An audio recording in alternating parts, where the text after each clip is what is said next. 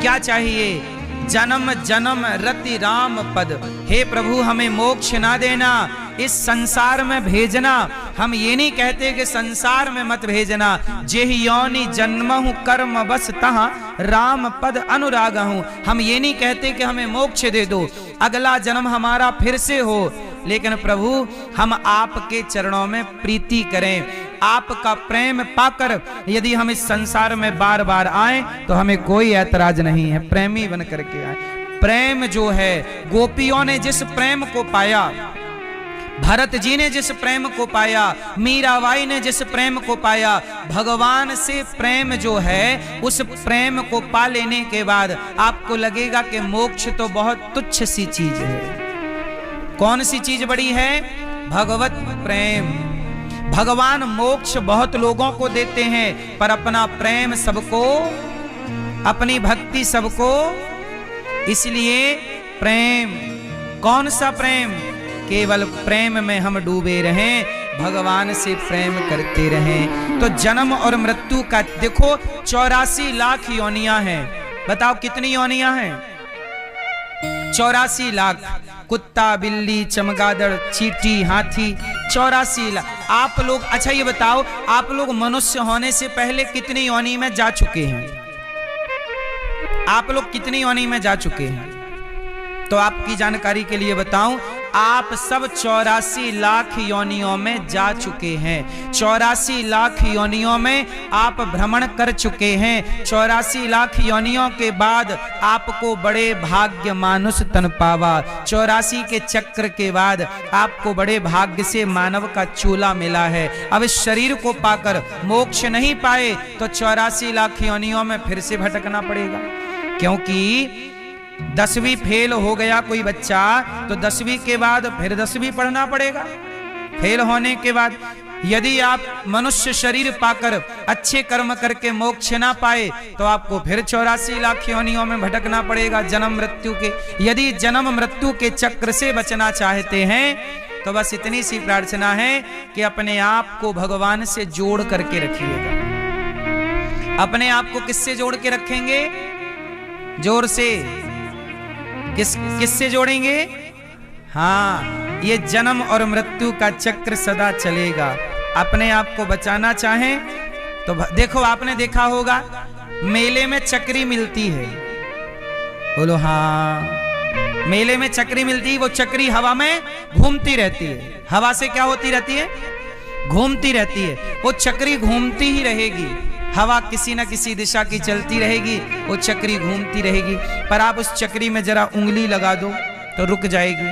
ऐसे ही ये 84 का चक्र सदा चलता रहेगा। लेकिन एक हरि की शरणागति ग्रहण कर ली तो 84 के चक्र से बच जाओगे, वरना ये चक्र चलता ही रहेगा। इस चक्र से बचने के लिए भक्तों की शरणागति, संतों की शरणागति, प्रेम से कथा सुनना होगा और मोक्ष पा करके फिर आइए। हम ये नहीं कहते कि संसार बुरा नहीं है, हम ये नहीं कहते जगत बुरा है, संसार बहुत अच्छा है।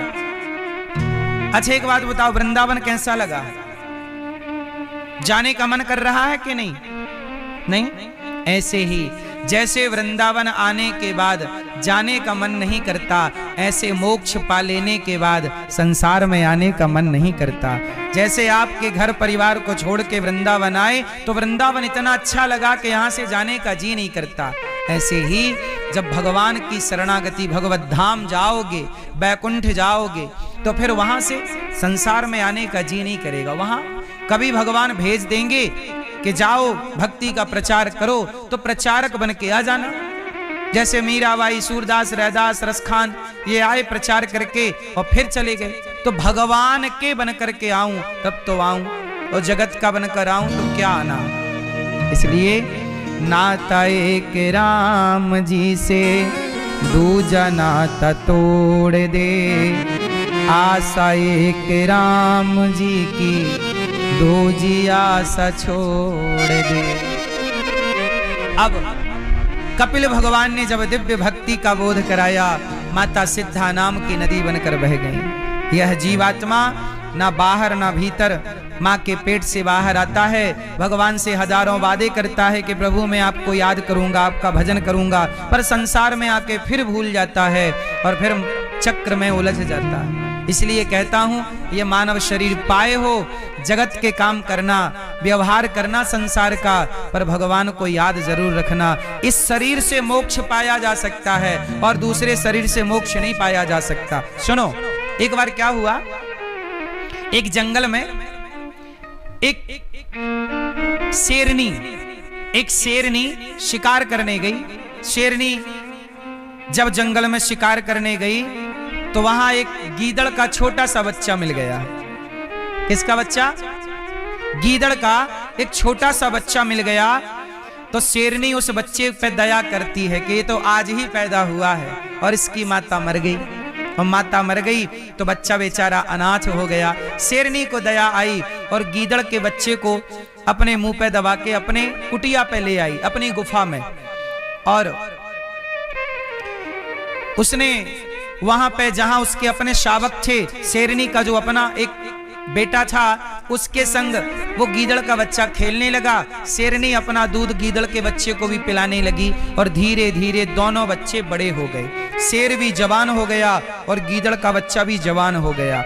अब शेरनी दोनों को अपना बेटा मानती और दोनों के साथ अच्छा व्यवहार करती और दोनों को यही लगता कि ये हमारी माँ है। दोनों में बड़ा प्रेम था, दोनों भाई भाई बड़े अच्छे से रहते। एक दिन क्या हुआ कि शेरनी के जो क्षेत्र में एक हाथी ने अटैक कर दिया, सारे पेड़ पौधे तोड़ मरोड़ डाले। तो शेरनी ने अपने बेटे शेर से कहा, जा जरा हाथी को भगाओ, हाथी आ गया यहाँ नुकसान पहुंचाने।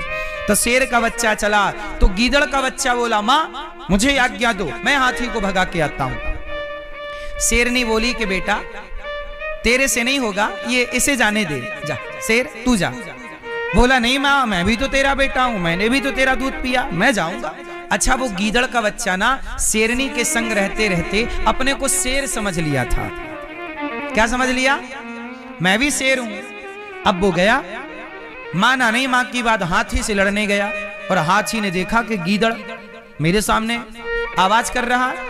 हाथी ने सूंड से पकड़ा, गीदड़ को घुमा के धड़ाम से पटका लंगड़ाता हुआ। अच्छा, शेर का बच्चा वहीं खड़ा था, उसने हंसी उड़ाई, देख चला था लड़ने, पिट के आ गया। उस शेर का बच्चा गया, हाथी के ऊपर चढ़ गया, हाथी को नोच डाला, हाथी भाग गया। अब शेर का बच्चा भी आया और गीदड़ का बच्चा भी आया। शेरनी से गीदड़ के बच्चे ने कहा, माँ मैं भी तो तेरा बच्चा हूं, पर देखो ना हाथी ने मुझे पटक दिया और इसने भगा दिया, क्यों? तब शेरनी ने कहा कि बेटा तू बुरा ना माने तो एक बात कहूं? हाँ माँ कहो। तब शेरनी ने कहा कि बेटा तूने दूध भले मेरा पिया है, मैंने भले तुझे पाला पोसा है, पर तू है गीदड़ का बच्चा और आज तक के इतिहास में किसी गीदड़ ने हाथी का शिकार नहीं किया। हाथी का शिकार किसी ने किया है तो शेर के बच्चे ने ही किया है। इसलिए ये जीत गया और तू हार गया। याद रखना, हाथी का शिकार कौन कर सकता है? केवल शेर।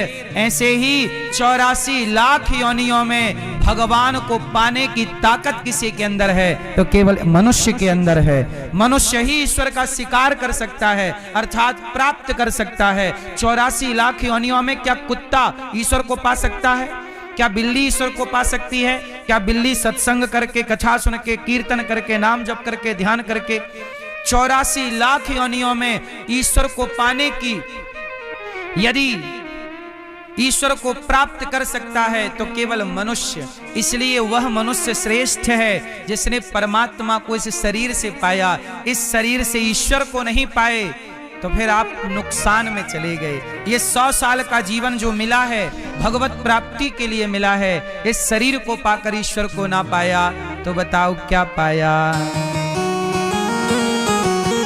परमात्मा ना पाया, पाया जन्म तो क्या